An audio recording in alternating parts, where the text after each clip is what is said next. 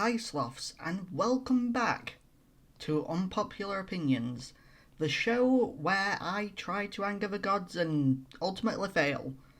So, in today's video episode thingy, we're going to be looking at a cartoon I watched for the first time recently. I have been hounded over the years to watch this Disney cartoon. And recently, I finally got the chance to get around to watching it. And I was also recommended it again by a friend of mine. So, with all these things, all these people recommending it to me and telling me it's good, you'd expect this to be a positive video. But that's where you're wrong. I want to start off by saying I don't hate Star versus the Forces of Evil, but it starts off bad and it ends on a pretty sourish note. So I'm going to explain to you the reasons why I don't really like this cartoon all that much. And the first thing I want to get into is how unlikable most of the characters are. Some of them may actually grow on you, though. Like, maybe, let's say, Star or Tom. Because, surprisingly enough, those two did eventually grow on me. But first, let's get into Marco. So, Marco starts off really, really annoying. I absolutely just hated Marco from the start. He was just he's the main character, obviously. He's one of the main characters. And he is just the worst. He starts off really unaccepting of like Star and the fact that Star is just there in general, and the fact that she's sort of just being randomly dumped onto him. And the reason why she's being dumped onto him is, I think there's like there's this one episode where it's shown that Marco's family has actually taken on exchange students before. And I guess that's kind of why they dumped Star onto him. But I'm not entirely sure of that. It could just be the fact that that's just what happens. I don't know. So, at the start, his only character traits are that he's obsessed with this girl called Jackie, who's in his school and is like this. She's a skater girl. She's not, the most. I don't know. She's just not the most well-rounded character. She's just sort of there and she skates, and that's her thing. That's it. But he acts very, very cringy about it. Eventually, he does actually evolve into a lot more of a flushed out character, which is a great thing. But he also ends up constantly switching between the girl that he likes, so it just gets kind of annoying. He also, from the start, somehow has super strength and acrobatics enough to just use this fake sort of cartoonish karate to defeat monsters, which is just no. I get that it's a cartoon and it's allowed to do things like this, but it's just power scaling, please. Sort it out just a tad little bit. He's hardly fazed by the strangeness of Star's life and magic. When he is phased, it's sort of like he freaks out, and it's also relevant to the plot. That's another little bit of a problem with this show. A lot of the things that actually matter are plot relevant and not just constant, so it's kind of annoying. So the writing sort of only cares about his experience in the Netherrealm, which is a dimension that he goes to, and then time flows differently there, so he ages considerably faster in there, but when he comes out of the Netherrealm, he goes back to his original, 14, 15-year-old self. So there's that. So yeah, the writing seriously seems to only care about his experiences there when it's convenient to the plot, which constantly ends up resetting Marco's experiences, his age, and his personality, which is just, it's frustrating to see backtracking like that. It's like watching Ben 10. I mean, I adore Ben 10 and the franchise, apart from the 2016 terrible reboot, which I'm not even going to get into right now. But the one problem I do have with the show is that Ben sort of just constantly loses his experience, and his his personality just changes so constantly. It's just, it's frustrating. So next off, I want to talk about the side characters. Like, most of the side and background characters, like Marco's parents and his teachers and stuff, are mostly unintelligent and overly accepting of everything that's going on. So the one thing that comes to mind the most is, straight away, Star is just enrolled in this school and no one seems to want to question her existence, her magic, or anything else. It just sort of happens and no one really cares all that much. It's just sort of like, oh, cool, you have magic. Oh, cool, you have magic. Oh, cool, you've got magic. Oh, cool, you're a magic girl. Yeah, that's basically all it is. And it gets so frustrating to see, because it's sort of like, why are all these people just so open to this? It just doesn't make any sense at all.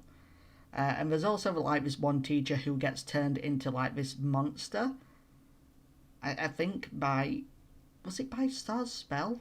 Did she do that? And it's just kind of like, how is everyone okay with all this? I mean, there's just a random monster that's now roaming Earth, or wherever it is that they live. Echo Falls? Echo Creeks? I can't remember. It's just like, why? Why is this a thing, and why is no one, bothered by this at all? And next I want to talk about Jana. So Jana is one of those side characters that starts off really awkward and kind of creepy. She does kind of get more screen time as time goes on. But she's very awkward around Marco, especially at the start, and it's revealed in the Cube episode, the one where they play Truth or Dare, but it's Deadly or whatever. That Jana fancies Marco a bit, so yeah. But then that interest of hers just disappears with no explanation. That's it. She just doesn't care anymore, and apparently she's just friends. And it's it started out as this really creepy thing where she'd steal Marco's stuff and she'd be kind of creepy towards him in a pseudo sexual way, I guess you could say. I don't know. But eventually, around season 3, season 4, just nope, she doesn't exist anymore. I know she's not seen him in a long time and stuff after that, but it's sort of where did all this go? There's just no explanation. Anyway, she's super into the occult, and her strange but dark personality is kind of her only character trait. So she's into dark magic and things like that, and she's a little bit creepy and quirky. That's it. That's the only thing she's good for. That's all she does. So taking a quick break from the main, well, not the main characters, but the good characters, or the neutral characters, or whatever you want to call them, let's talk about a villain. Ludo is an absolute idiot. I don't like Ludo at all. I don't understand how he managed to achieve anything, because he's really stupid. How did he even lead an army?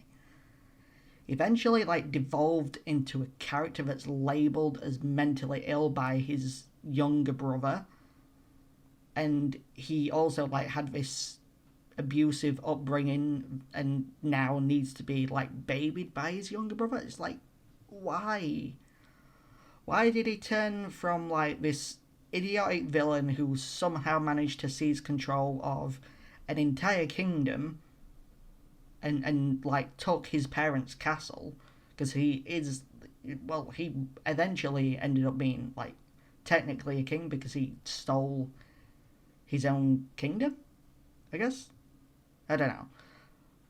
But he ended up being like, well, he is like a prince, so I don't know. It's just he devolved from an important figurehead into nothing but a failing, miserable idiot who was constantly being defeated by Star and then possessed.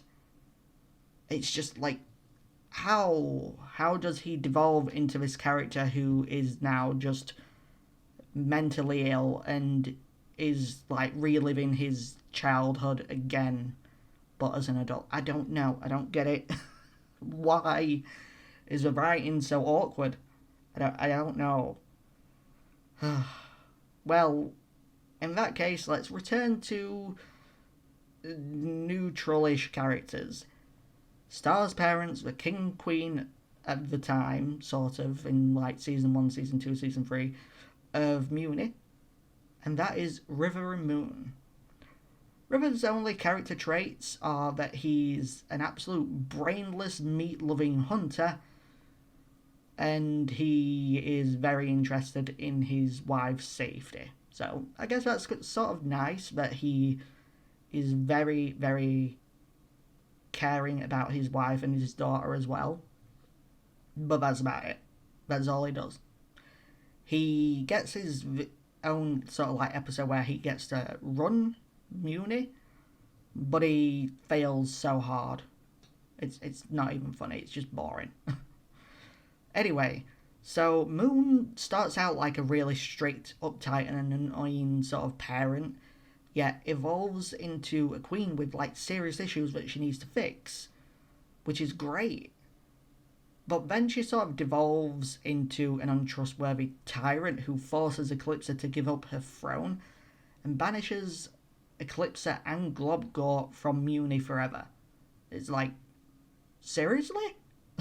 Why did she just go completely crackers? And her only reason for this is, even though I can see that nothing bad is actually going on, I just don't trust her one bit. That's all. She just has trust issues with Eclipsa, even though Eclipsa is doing everything she can to show the people of Muni that, you know, there's nothing bad that's gonna happen. She's not gonna like murder everyone. She's not gonna like have the monsters rebel against the humans. Is that the term? Humans, seriously. Okay. Yeah, it's awkward. It's like, why do they feel the need to build up these characters only to ruin them again? Okay, the one we've all been waiting for is my opinion of Star Butterfly herself. So let's get into that. There are still some more characters I want to talk about after this, but I'm sure you really want the big juicy meat in the middle before we get to the other side of the bone. So let's talk about Star. She starts out as a really annoying hyperactive teen who just ignores her parents and rebels against the rules and skips out on a magic training, and she enjoys going to school but at the same time doesn't do anything at school, so what's the point? She eventually evolves into a really flushed out character with great character development, apart from occasional stories where she's just like really annoying, but that's mostly her just following Ponyhead's shenanigans.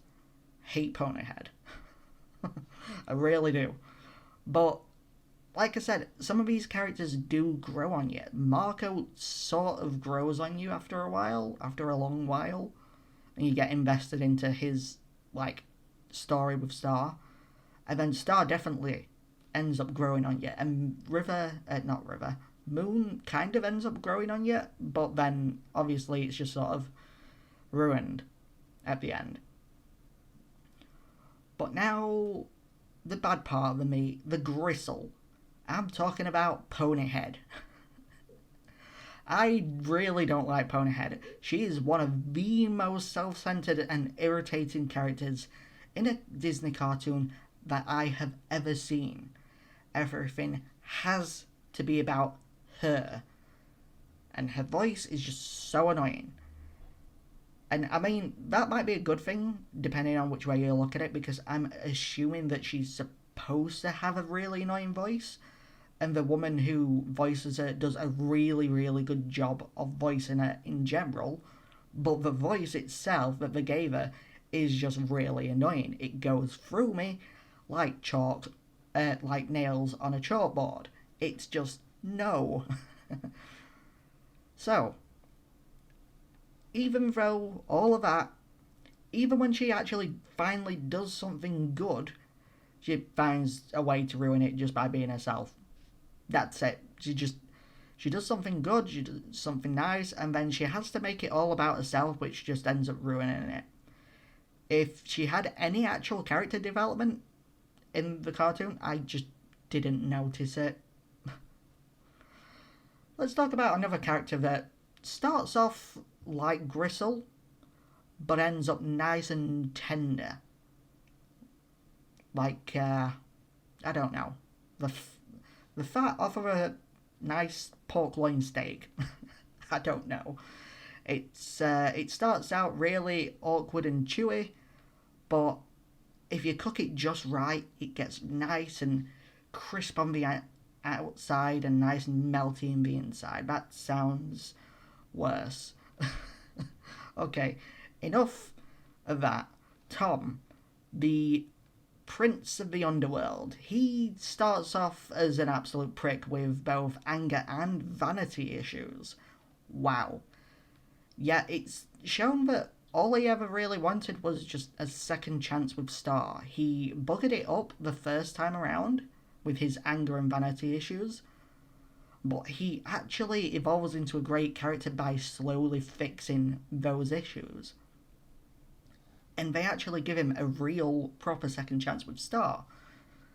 And then the writing just sort of ruins it by making Tom throw it all away because he's scared of losing Star to Marco in the future.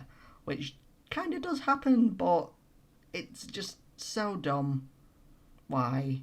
I actually wanted to see them stick together because they were a very, very sort of like good couple in the end. They worked really well together, and they kept bouncing off of each other like they've been friends for so very long.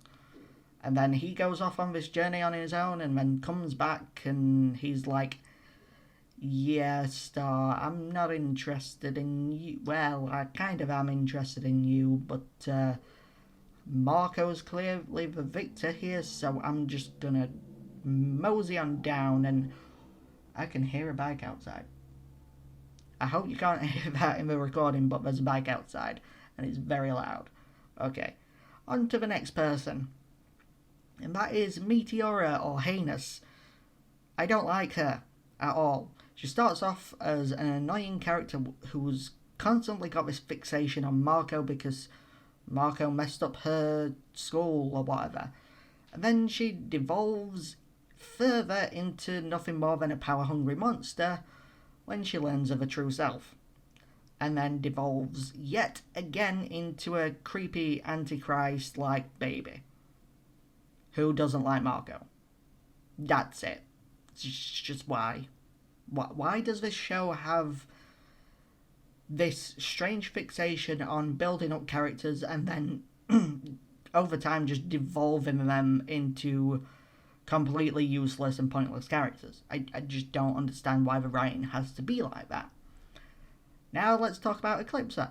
I actually quite like Eclipsa. She's always been known as an extremely powerful magic user, yet when she's finally released, she's only powerful when it's convenient to her plot. Other than that, she's perfectly fine. I like the voice acting. I like how she's portrayed, how she acts, and even her motivations, wanting to be with Globgor again. Her constant fixation on that, even though she does things the wrong way to get that, she always realizes the error of her ways, and actually, tries to work upon that and fix things. So that's actually really, really cool. Okay, now another big problem I have is the High Magic Council. I think it's called the High Magic Council. I might be wrong about that. I might have just forgot the name, but that's what I'm sticking with. The only two that actually do much of anything is Romulus and Hekapu. I don't know if they decided to name her Hekapu because it sounds silly. If that's the case, then I'm not impressed. And if it's the other way round, where they wanted to name her Hekapu to try and move away from Hecate, then I'm still not impressed. Anyway, Hekapu starts off as a really cruel individual and eventually becomes like this laid back, uncaring ish, but nice ish person who has both a good and bad side. I don't understand her, to be honest. And then there's Romulus. Romulus is nothing but an overly irritating manchild. Even the characters in the show just hate Romulus because he's just such an idiot. No one cares about Romulus. Anyway, I'm almost done. We've got one character left to talk about who is very unlikable, and that is the Magic Man himself, Glossaric. Glossaric, he's a prick who always talks in riddles, has no interest in choosing a side. He actually refuses to help in times of crisis, even though he's known as the most powerful magic user that ever lived. And eventually, after dying-ish and then being brought back to life by Star, sort of, eventually just he devolves into this random puppy persona where all he can say is Globgor, and yet the entire time he was just pretending to be a dog, sort of, that can only say one word, and that was Globgor. Like months and months of just saying nothing but the word Globgor and being a complete and utter idiot, acting like some sort of new puppy dog. Like, I don't understand why. And after that, after he finally stops doing that and goes back to his usual self, he still does next to nothing. He had potential, but oh well, it was wasted. Okay, with all the characters of unlikableness out of the way, now I want to talk about my next big problem. There is practically no story for half the series.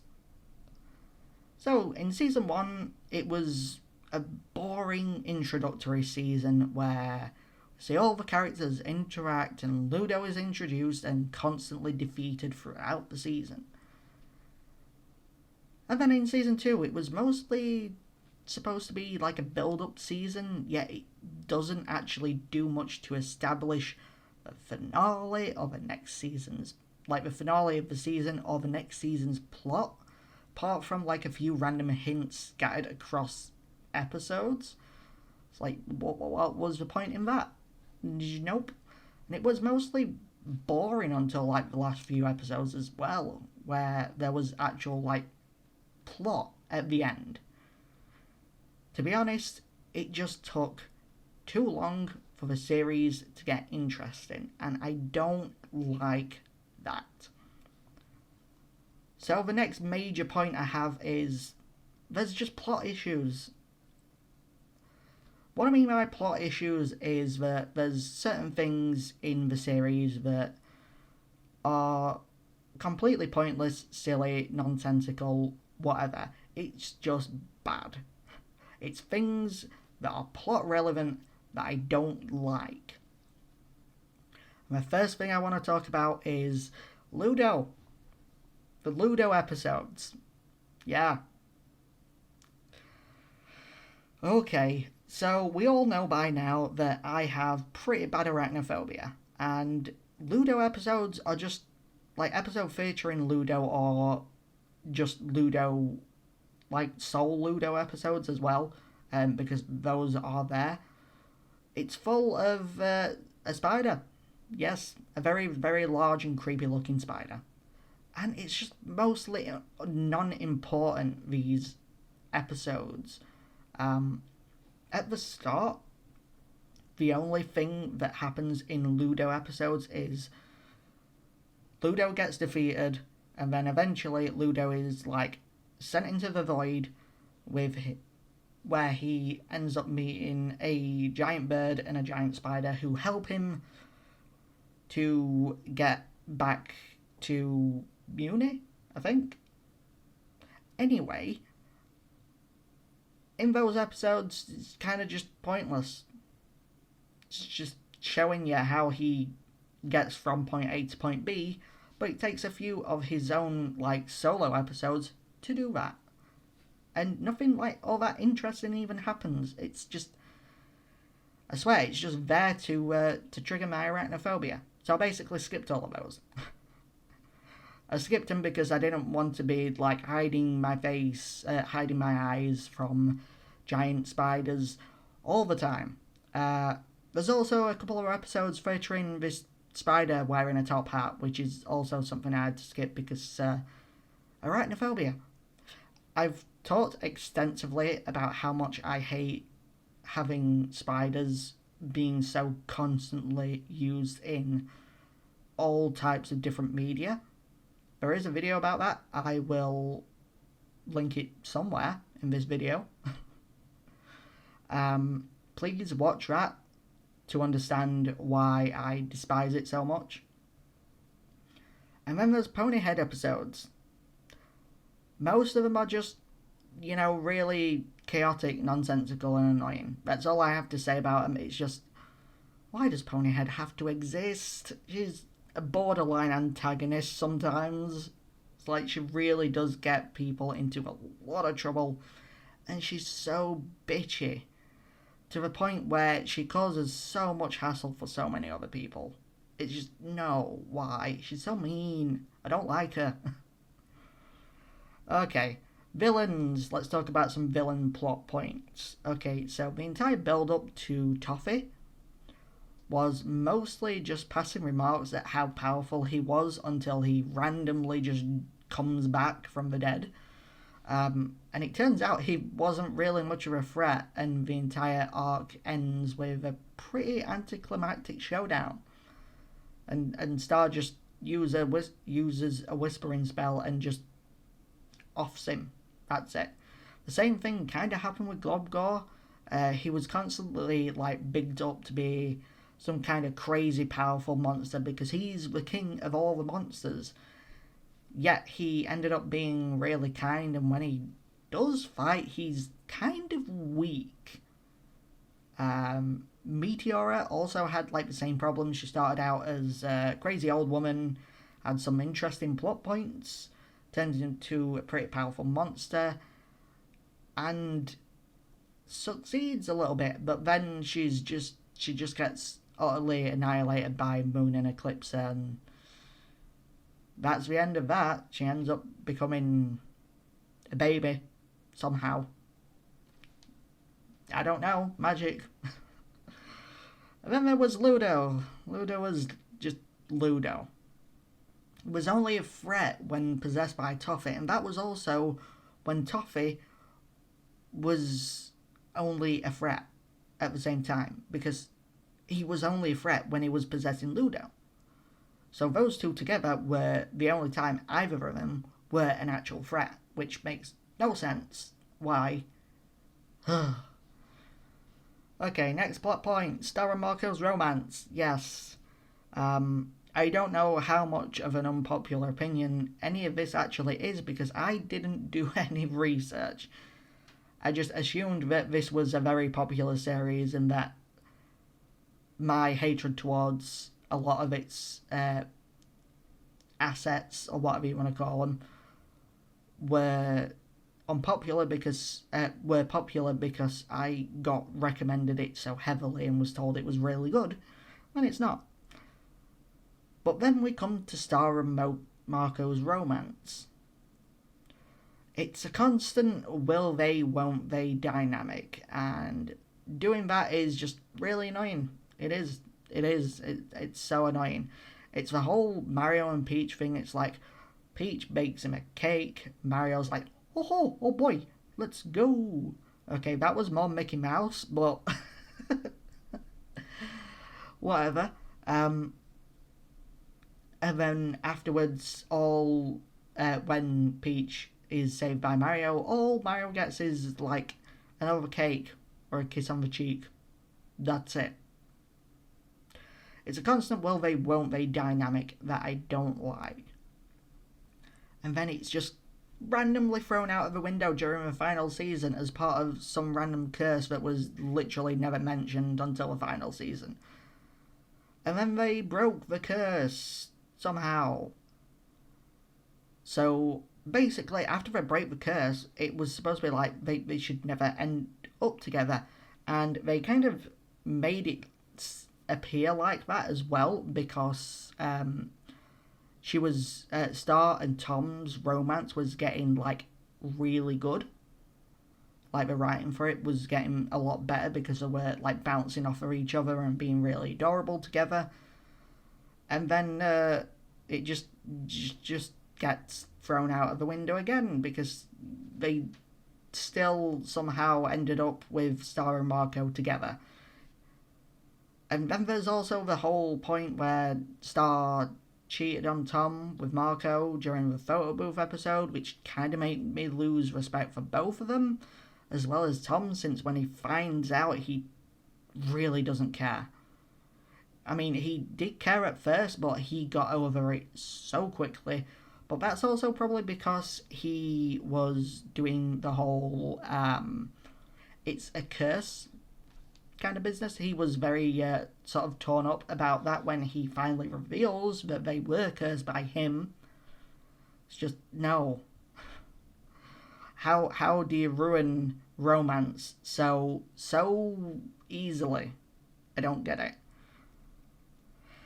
And now I have heard that people do not like the ending, so let's talk about that. So during the ending, in the last sort of couple of episodes of the series, season 4, Star is randomly just done with magic, even though her and many others have been using it this entire time to protect themselves and defeat evil. And then Star has also always adored her magic and cared about her creations, and yet just decides she doesn't care anymore. So she ends up destroying magic itself, which closes up all the portals to other dimensions, meaning that she can no longer see her friends anymore. And she also kills the High Magic Council by doing that because they're made up of magic, including Glossaric as well, because Glossaric's also sort of made out of magic. I'm kind of confused about how Ponyhead can somehow still float, even though I assumed that the entire Ponyhead family uses magic or some sort of like type of magic to float. But nope, she can still do it. Also, how and why does a random magic portal open up after she destroys magic itself and then merges Muni with Echo Creek? Is it just like Echo Creek that merges with Muni, or is it all of America, or is it all of Earth that merged with Muni? Or was it like all of the different dimensions? Like, no one knows. No one knows. I still can't believe that Moon starts a revolution to take back the crown just because she didn't trust Eclipsa, who was clearly doing no wrong. All in all, Star vs. the Forces of Evil took too long to get decent. That's what I'm trying to say here. It took too long to get decent.